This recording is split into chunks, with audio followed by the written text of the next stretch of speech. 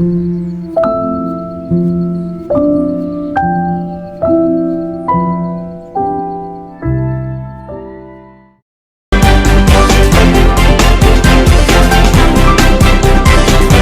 তন্ময় পডকাস্টে আপনাদের সকলকে স্বাগত। সুভাষবাবু গেল কোথায়? তিনি কোথায় হারিয়ে গেল? এরকমই ব্রিটিশদের মধ্যে একটা আলোড়ন উঠেছিল, কারণ তারা নিশ্চিত ছিলেন যে সুভাষচন্দ্র বসু মারা যাননি, কিন্তু তিনি কোথায়। আর তারপরের ঘটনা অনেকেই জানেন। রাশিয়া, চীন, আর তারপর উত্তরপ্রদেশ। না, এগুলো কিন্তু আমার কথা না, গবেষকদের কথা। এবার প্রশ্ন হলো, সিআইএ 1964 সালের একটি জ্বলন্ত রিপোর্ট হাতে এলো। সিআইএ রিপোর্ট বলছে সুভাষচন্দ্র বসু 1964 সালে একটি ধর্মীয় সংগঠন তৈরি করছে। বিমান দুর্ঘটনায় মারা যান 1964। বন্ধুরা মাথায় রাখবেন, সেই 1964। তাহলে 1964-এ ভগবানজি কোথায় ছিলেন? ছিলেন অযোধ্যার একটি জায়গায়। 50-এর দশকে নেপাল বর্ডার ক্রস করে ভগবানজি ওরফে গুমনামি বাবা চলে আসেন ভারতবর্ষে, এবং ভারতবর্ষের বিভিন্ন জায়গায় তিনি থাকেন। কখনো নৈমিষারণ্য, কখনো লালকুটি, কখনো লখনৌ হাটা, এরকম বিভিন্ন জায়গায় তাকে দেখা যায়। এবং দেখা যায় জনবিরল অঞ্চল। 64 সাল, তখন কোথায় ছিলেন ভগবানজি? অযোধ্যার নৈমিষারণ্য ত্যাগ করে ভগবানজি ছিলেন এই দুটি জায়গায়।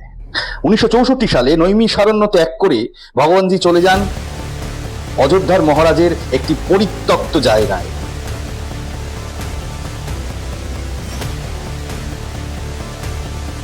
নাম ছিল শঙ্কর নিবাস। পরে তিনি লালকুঠিতে চলে যান।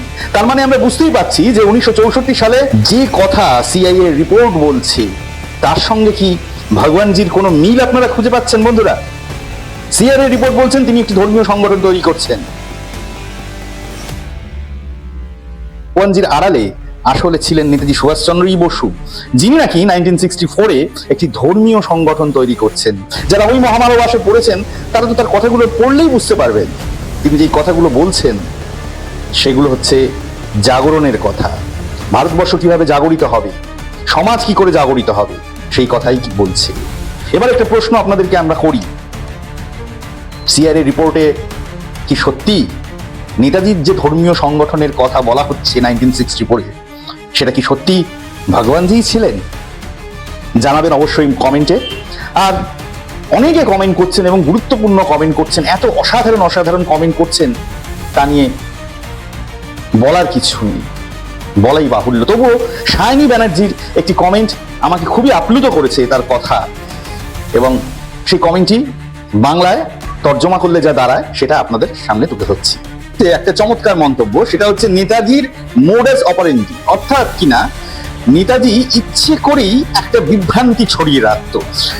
মানে নেতাজি থেকে ভগবানজি যখন পর্যায়ে উনি হয়েছেন, তখন তিনি শত্রুপক্ষের জন্য নানান রকম বিভ্রান্তিমূলক ফাঁদ পেতে রাখতেন। খুব সহজ করে বললে যেটা বলতে হয় সেটা হচ্ছে, মানে নেতাজির ডান হাত জানতো না বাঁ হাত কি করবে। অর্থাৎ নেতাজি বা ভগবানজি কাউকে দায়িত্ব দিল, তুমি এখান থেকে, ধরা যাক তুমি আমাকে নৈমিষারণ্য থেকে অযোধ্যা বা অযোধ্যা থেকে নৈমিষারণ্যে পৌঁছে দেবে। এলগিন রোড থেকে এই যে গোম অব্দি তিনি গেলেন, নানান ধাপে ধাপে কিন্তু তিনি গিয়েছেন। এবং উল্লেখযোগ্য ইম্পর্টেন্ট বিষয় যে তিনি ইচ্ছা করেই নানান রকম বিভ্রান্তি ছড়িয়ে রেখেছেন যাতে ব্রিটিশরা বারবার ভুল করে। কিন্তু তখন ছিল ব্রিটিশ, কিন্তু ভগবানজির পর্যায়ে ইনার এনিমিও রয়েছে।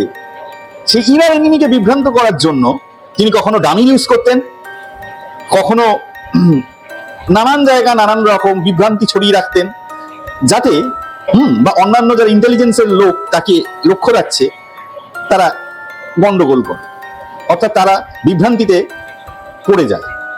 যেমন উনি যখন, আমি একজন গবেষকের কাছ থেকে শুনেছিলাম, মানে নৈমিষারণ্যের যারা ছিলেন একটা দল, যারা ভগবানজির কাছে যেতেন, আবার অযোধ্যায় যারা যেতেন, আবার লালকুঠিতে যারা যেতেন, হ্যাঁ, এরা কেউ কাউকে চেনে না, খুব কম লোক বাদে। নামে হয়তো চেনে, অর্থাৎ নেতাজি চান না তার যে এই গোপন রহস্য এটা প্রকাশ্যে আসে, মানে ভগবানজি চান না। যদি আপনারা ভগবানজিকে নেতাজি হিসেবে ভাবেন, গবেষকরা তো অনেকেই বলেছেন তাই। তো সেটাই আর কি, যে এই বিষয়টাকে উনি খুব কেয়ারফুলি হ্যান্ডেল করতেন। অর্থাৎ আমি এইখান থেকে নৈমিষারণ্য থেকে আমি অযোধ্যার অমুক জায়গায় থাকবো, আমি লখনৌ হাতা থেকে এই জায়গায় থাকবো, যাকে বলছে সে শুধু জানে, বাদ বাকি লোক কিন্তু জানে না। আবার অযোধ্যা যখন তিনি পৌঁছে যাচ্ছেন ওই লোকটা অফ হয়ে যাচ্ছে। তো এটা চমৎকার ভাবে শাইনি লিখেছেন। Thank you Shiny. আপনারা প্রত্যেকেই দেখুন। আর আগেও বলেছি গুমনামি আর্মি ফাউন্ড করেছি আমরা। ইচ্ছা আছে ভবিষ্যতে যদি গুমনামি আর্মি, শাইনি তো জয়েন করেইছে আমি বলেছি, আরো সবাই যদি জয়েন করেন, যদি আপনাদের ইচ্ছা হয়, যদি মনে হয় যে আমার এই কাজটার মধ্যে সততা আছে বা নিষ্ঠা আছে, তাহলে হয়তো আমরা ভবিষ্যতে একটা অন্যরকম পরিকল্পনা করে এগিয়ে যেতে পারি। ভালো থাকবেন সবাই বন্ধুরা। জয় হিন্দ।